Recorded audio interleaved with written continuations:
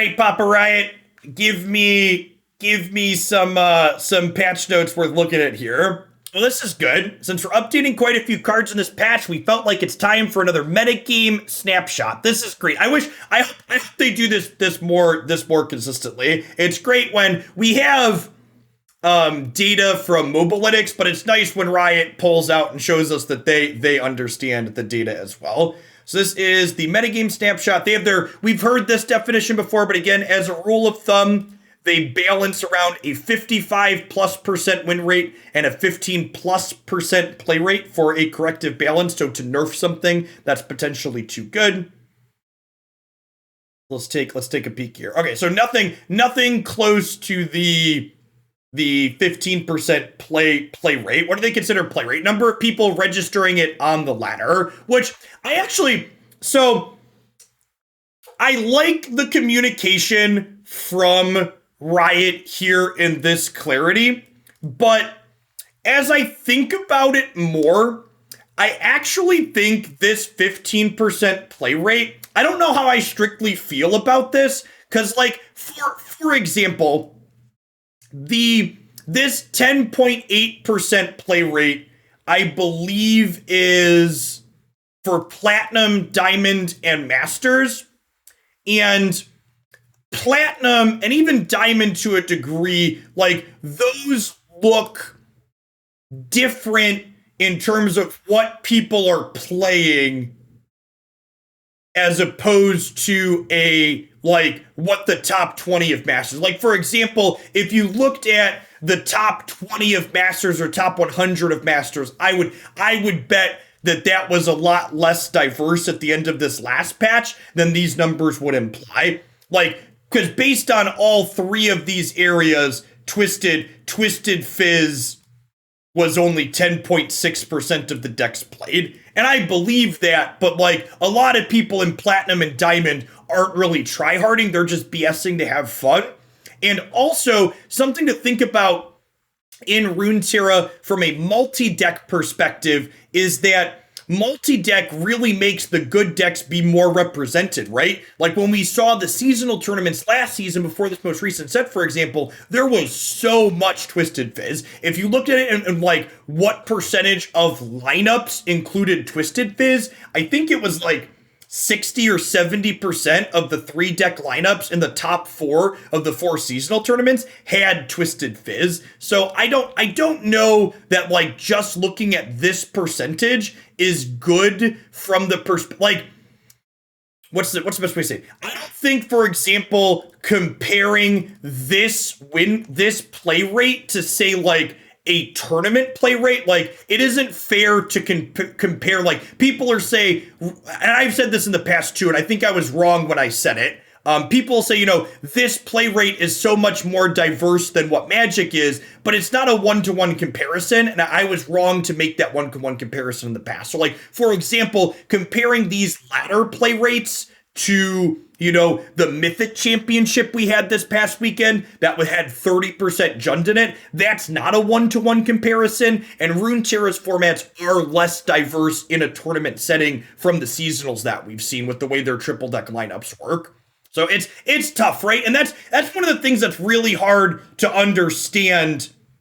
That's one of the things that's really hard to understand about stats, right? Like, there's a lot of numbers here, and you can tell a lot of different stories with these numbers, but the context surrounding them is key as to how you get to them and what you're doing with them. So I'm assuming, even though this only has a 10% play rate, we're still going to see changes to it. We're gonna get to that. We're gonna scroll down here because we have a 56% win rate here. Fiora Shen also has a 56% win rate. Yeah, like they should, like, tournament consideration. Honestly, I think the tournament representation is more important than the ladder representation because tournaments are more competitive than the ladder. Just they are, full stop. All right. Bilge, Targan, Zoe, Aphelios. This one only had a 5% play rate, but it also had a 52% win rate. All right, let's take a look here, huh? Card updates. Twisted Fate. I've seen you draw 9+ cards.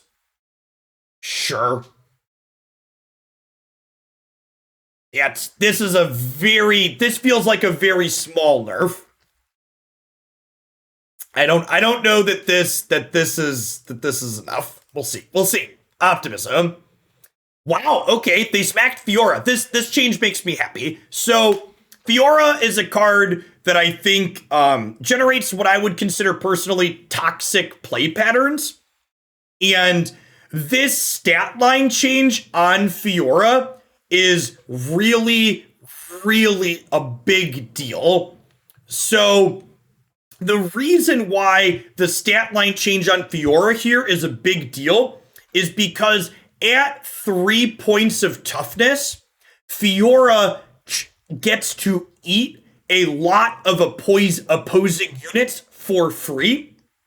And what making her a 3/2 does is it makes the Fiora player the proactive player when it comes to playing out protection. So it means if Fiora wants to challenge a 2/1 or something with 2 attack, the Fiora player has to play a pump spell first. And in Runeterra, on average, the one being reactive is in the more powerful position. So by making the Fiora player be proactive, that's going to put them in a worse spot in a lot of positions. Well, this is a good change. I think this does a lot to address how much Fiora eats up smaller decks. I don't know that this necessarily impacts the all-in Fiora decks very much because they have so many things to buff her up proactively anyways, but those decks also aren't nearly as good as Shen Fiora, but I think this is a good change for Shen Fiora. Jarvan, we're just increasing the stat line. Sure. It's a chunky beater. Sounds fine. Shyvana. We added Fury and we reduced her attack power. Is this a buff? I don't know that this actually makes Shyvana better. It's gonna make her better in some cases, obviously. Thanks for the 22 months, LeCarp. I appreciate that. Welcome back. It's a side grade. Yeah, I like my gut. You think it's better versus aggro? Kinda. So, like, not blocking as a 4/4 when you play her on evens is a pretty big downgrade.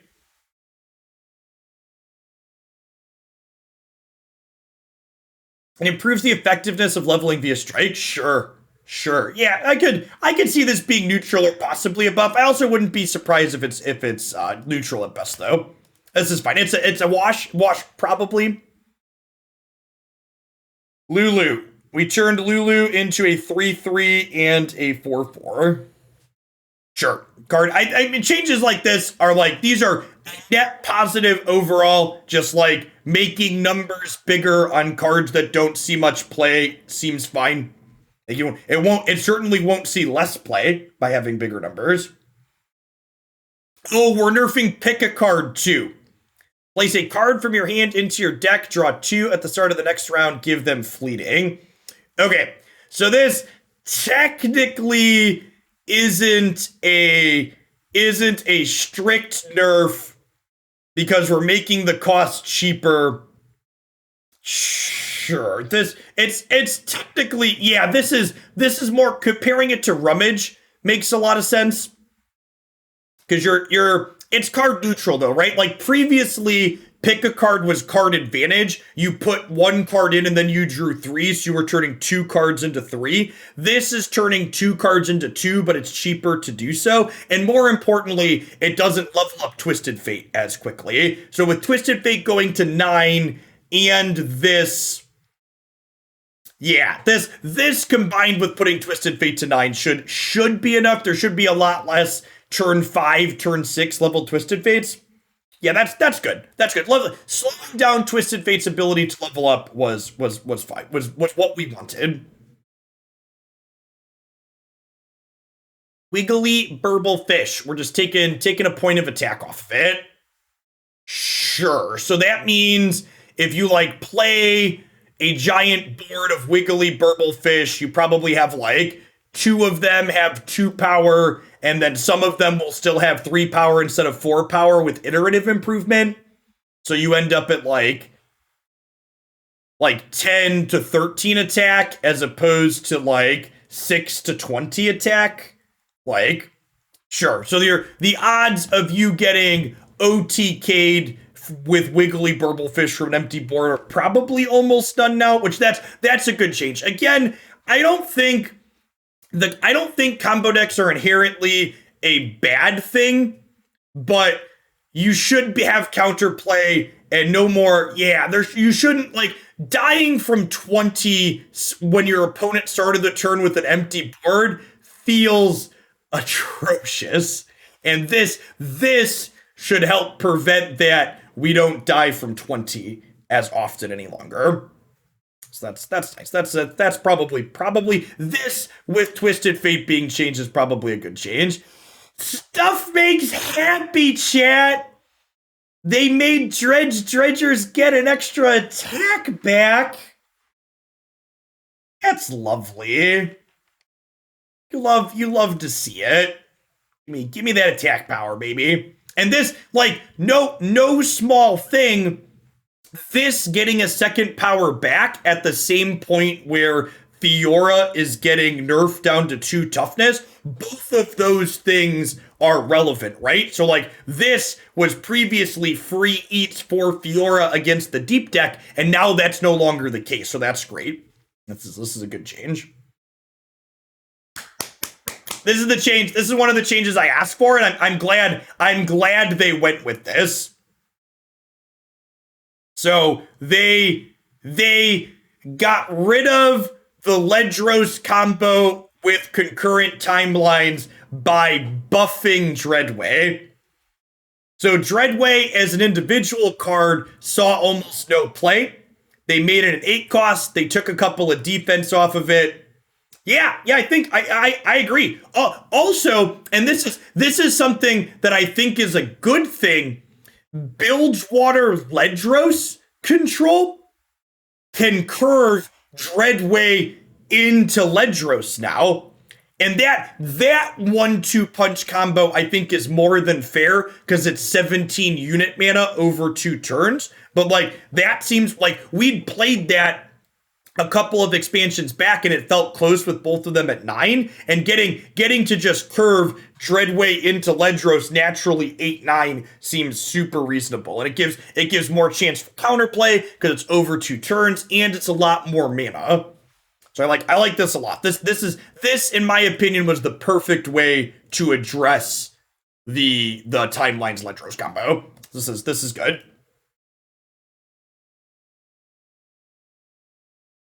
Shadow Assassin from a 1-2 to a 2-1. Sure. This is a great change. Your elusives having an extra toughness isn't really why you're playing an elusive. Being able to not only trade with a leveled fizz, but also just like apply more pressure. This is a good change. I don't know if they need to make it a 2-2. I think if anything, I would probably like to see. I think you could justify what's it called? Zap Sprayfin also being a 2-1. I think this is a good change overall. This card will see more play now. Yeah, and again, that's no joke, Toriel. Like this getting a second point of attack when Fiora is also getting a nerf down to 2 toughness is a big deal. Play, grant an ally elusive. Thanks for the follow, Sun Devil. I think this card was probably close to playable before the nerf, or before this buff, and it's probably playable after. Like granting something elusive is super strong. I would bet this card's worth exploring inside of some Ionia mid-range shells. Seems super reasonable. We put Legion Rearguard up to a 3-2. Sure.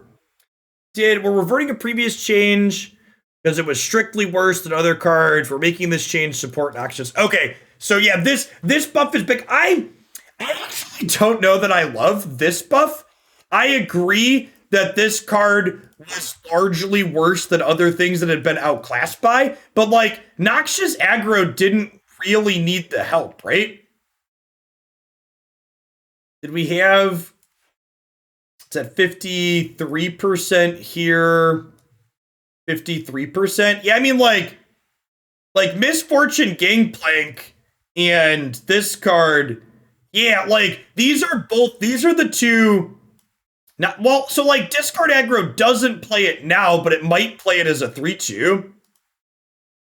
I was not playing when Champless Burn was oppressive. No, yeah, I mean, Misfortune Gangplank almost assuredly wants to play that card. Yeah, I feel like this is the first change in these list of changes where I go, it's probably not a big deal, but I really don't feel like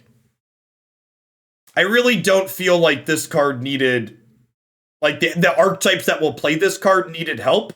I agree with the assessment that this card was worse than the other options, but I don't know that the decks that needed a push. Wow, is the Deep gonna be a real deck? That would be sweet. Sea Scarab going up to a 2-3 here. This is a big buff too. Dredgers is a 2-1. This is a 2-3. Neither of them get eaten by Fiora for free. Yeah, I like the Deep. This is that sounds great. Hopefully Deep is back on the menu. Steamed Hierophant. When I'm summoned, advance your Buried Sundust 2-round. So they're buffing it. Sure. From a 6-3 to a 6-4. Sure. Oh, we're nerfing Moon Boy again. Okay. Huh. So, increasing, so something that's important to think about is that increasing the mana cost on cards has a bigger impact the lower the cost that card was initially. And what I mean by that is increasing a 2-cost card to a 3-cost card is a bigger deal than increasing a 4-cost card to a 5-cost card. And you want to think about it proportionally, right? Yeah, these weapons now cost 50% more mana, whereas when you make a 4-cost card a 5-cost card, it's an increase of 25%. Yeah, this is probably a good thing. I don't know. Aphelios, what was Aphelios' win rate like? Did it have an absurd win rate?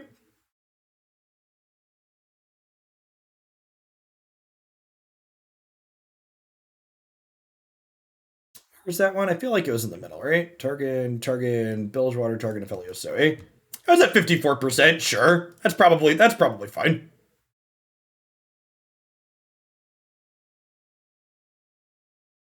Gift from Beyond. Okay, I actually really like this change. So they're adjusting the cost of the weapons, but they're basically making it strictly a nerf to Aphelios as opposed to a nerf to Gift Beyond. So gifts still cost 4 mana to play and make a weapon. And honestly, something that's neat to note as a small upside here is that this going to 1 makes it a better Nightfall enabler, right? So, like, it was already an okay Nightfall enabler and a 2-mana burst speed spell, but, like, with this being 1, for example, if you're going second, you're attacking on evens, you can bank your spell mana on 1, play gifts, play, like, Lunari Dustbringer, or Lunari Shadestalker as an ephemeral on 2. It's in the Burblefish pool now. Sure. Yeah, that's another good observation. What is Nightfall? Nightfall is your card gets a bonus if it's not the first card you've played in a turn. So cheap cards like this that you can play before a Nightfall thing are Nightfall enablers. You can play them and then play your Nightfall card with its Nightfall bonus. Veiled Temple. Each round, the first time you play 2 other cards, we're getting rid of the extra toughness off of Veiled Temple. That's probably fine, right? I don't know that the extra toughness was strictly the reason you were playing this card. It makes it...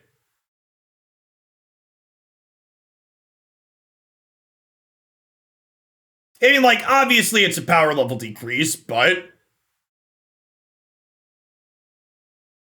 Octopus and Temple used to eat aggro alive. Sure, lets you brick wall things. I like that. Less gummy board states is good. What else we got? That's pretty.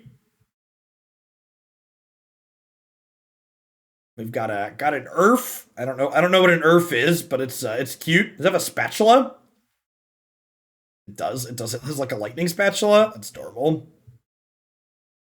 It's a manatee. Big flex emote. It's not bad.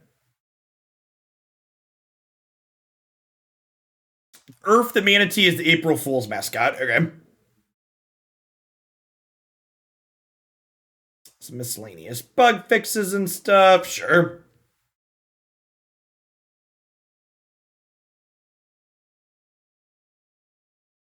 Sure. I mean, okay. It's what's my final articulation? Too long, didn't watch. This seems like a good patch. They did someone during the Magic section asked me what did I want out of this to dip back into Runeterra, and this patch delivered what I asked for. I asked for Twisted Fizz to get hit. I think that was a guaranteed to happen. And I asked for them to address at least 2 of the combo decks in the room. And I count nerfing Fiora as one of the combo decks. Fiora counts as one of the combo decks in my mind. So Fiora, and they adjusted Dreadway. So Dreadway no longer combos with timelines. So it seems like a net positive overall. I don't know.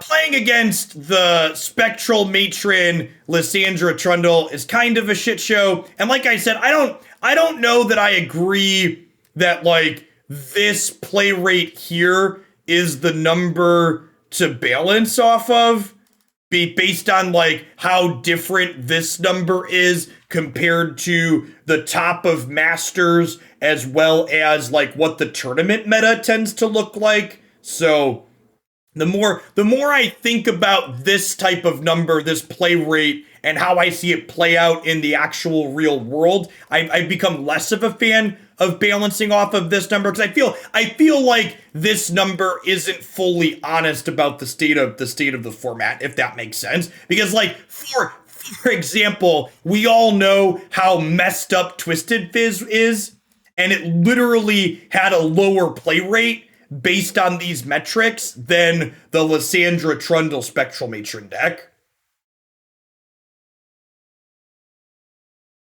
Yeah, so, final thoughts.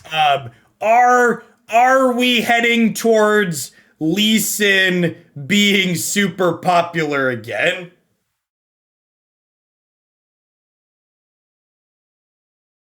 That's one worry. So like none of these changes impact Lee Sin really at all. You could argue that Gift from the Beyond getting buffed potentially. Yes. Yeah, that's exactly what LeCarp said. I think you could argue that this change is a Lee Sin buff. Minor, but it's probably a Lee Sin buff. Oh, was Lee Sin playing Temple? I haven't played Runeterra in weeks, chat. If the most recent iterations of Lee Sin were playing Temple, sure, I believe you that this technically impacts them too. Yeah, so we'll see. I think Watcher is still going to suck to play against. I think the current design of Watcher is just incredibly toxic with Ice Pillars and Spectral Matron, so I think this most, and this is a tough thing, this is the most played deck. This is the most played deck, and the most played deck has a really bad experience to play against. All these other changes are good. I am planning tomorrow afternoon segment after Magic. We're going to poke at some things. We'll probably throw together the Deep, and maybe we'll update the Thalia combo deck, the Thalia Veiled Temple deck. I don't think this Veiled Temple nerf really impacts the Thalia Veiled Temple deck I've been playing. But yeah, the change to Aphelios is good. As positive patch as a whole. Still weary of Watcher is my too long didn't watch takeaway. Thanks for the follow up on Fim.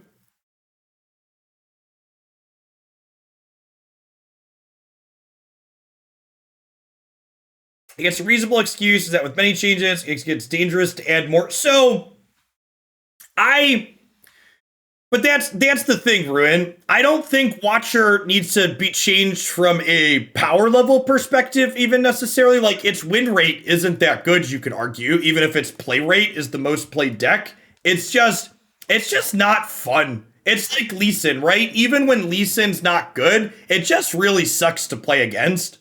Like these types of decks without a best of 3 format with sideboards to give you a chance to like have better tools to compete against them doesn't feel interesting and amusing to me.